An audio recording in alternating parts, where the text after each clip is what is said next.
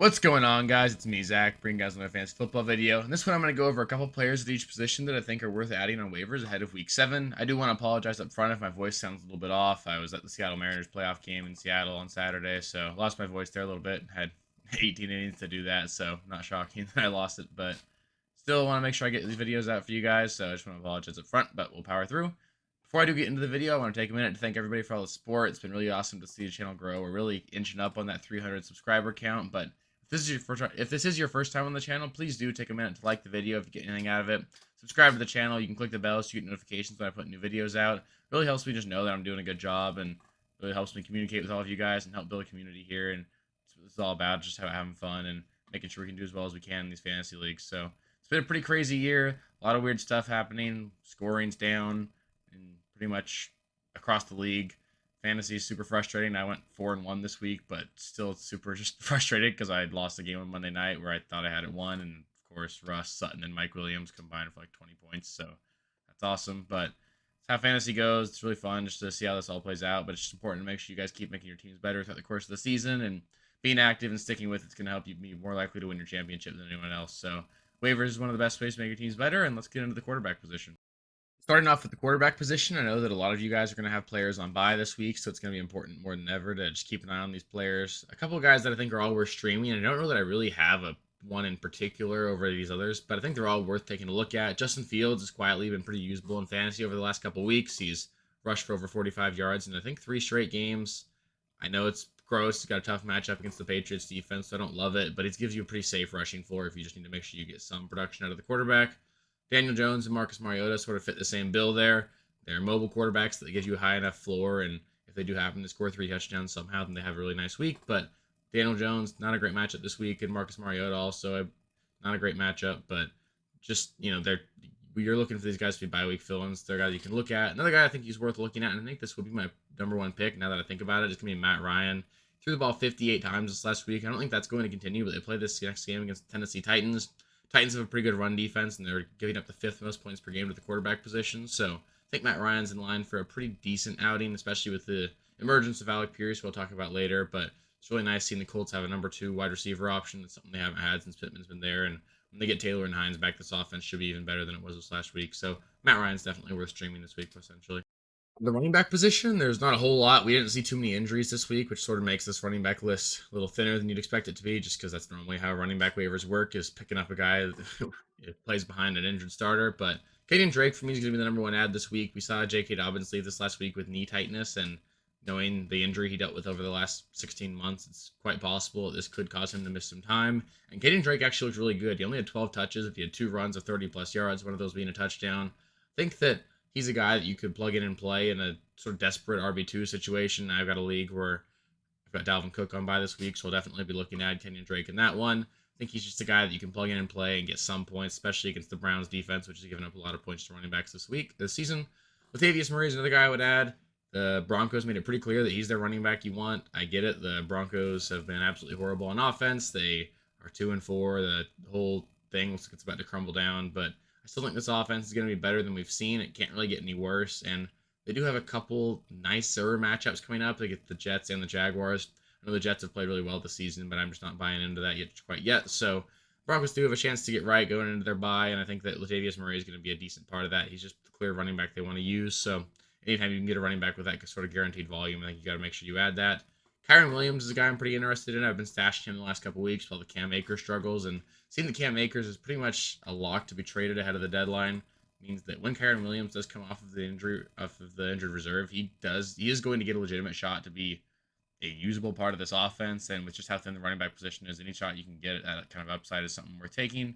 Gus Edwards is another guy we could see return for Baltimore as soon as this week. That would certainly hamper my expectations for Kenyon Drake, but Gus Edwards is a guy we've seen perform at a high level. If J.K. Dobbins misses time and Edwards is healthy, Edwards would be a guy that you can play, so he's worth taking a look at.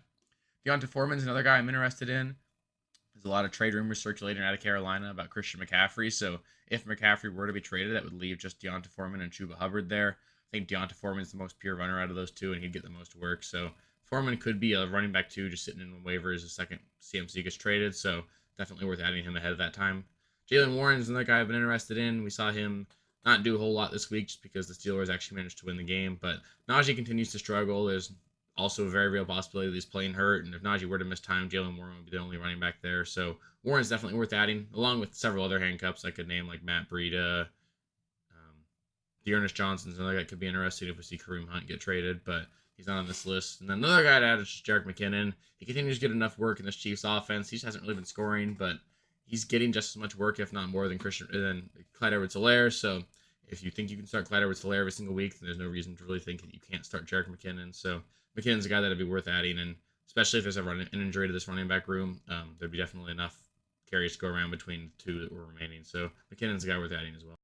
Moving on to the wide receiver position, I think there's actually going to be a lot of quality ads at this position this week. My number one ad, we were Michael Gallup. He's been running a ton of routes to the Cowboys, and we're going to see them get Dak Prescott back as soon as this week. I do expect Dak to play in Week 7, and the Cowboys get a really nice matchup against the Detroit Lions. It could be very much a score fest in that game, and this could be Michael Gallup's breakout game this season. So if he's, for whatever reason, still on waivers, make sure you go add Gallup.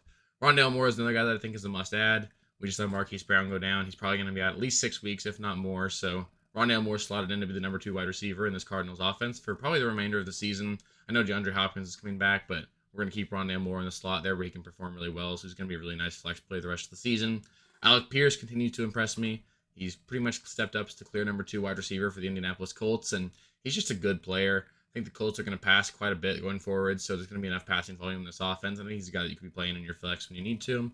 Wan'Dale Robinson's another guy I'm interested in. I've been talking about these Giants wide receivers for a little bit, but Wan'Dale stepped in and actually was pretty heavily targeted when he was on the field. He didn't run a ton of routes, but he's getting healthier. This Giants offense just needs weapons, so if Wan'Dale can step up, he's definitely going to be a guy that's worth adding.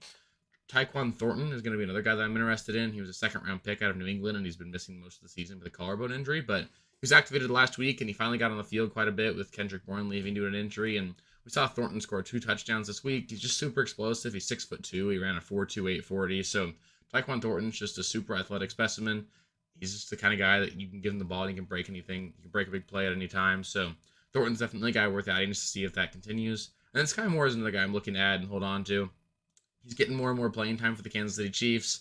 None of these receivers really seem to be able to beat man, and I think a lot of teams are catching on to that, and they're playing more man against Mahomes and the Chiefs than they have been in the past. So they're going to look to get Sky Moore on the field more because he's going to be their one true man beater when he actually gets rolling. So Moore is a guy that I think could have a really good second half of the season. I want to stash if I got the extra roster spot. And finally, but certainly not least, we've got the tight end position. Evan Ingram's going to be a guy I'm looking at. He's just getting a nice, consistent baseline of targets and an offense that is throwing the ball quite a bit. Evan Ingram's been okay, so he's just a guy that you can play as a tight end streamer pretty much any single week. Cade Otton's another guy I'm interested in. He is a rookie out of the University of Washington for the Tampa Bay Buccaneers. We did see Cameron Brate leave this last week with a really scary head and neck injury. He had a concussion 2 weeks ago as well. So I think it's going to be quite a while before we see Cameron Brate again on the field, and that means that you're going to get a lot of opportunities for Cade Otton. Cade Otton's a talented player. He's not special by any means, I don't think, but he's going to get enough volume that he's going to be a guy that you could stream. I know rookie tight ends are really tough to trust, but I think Cade Otton's going to get enough volume that you can play him. Then Robert Tonyan's another guy. We saw him go 10 for 90 this last week. I think that's going to be a bit fluky, but with Randall Cobb leaving the game with what seems to be a high ankle sprain, he'll probably miss a month or so. So during those weeks, Robert Tonyan's going to be a more heavily targeted player in this offense. This offense certainly needs to figure something out and get players involved that Aaron Rodgers trusts, and Tonyan's one of those guys. So I think Tonyan could be a tight end streamer as well going forward. Thank you guys for watching. If you haven't already, please be sure to subscribe to the channel, like the video, check out these other videos here if you haven't. If you want more content, please feel free to follow me on Twitter at RealSteelFFB. I'll be more active on there as the season goes on. Thanks. Catch you later.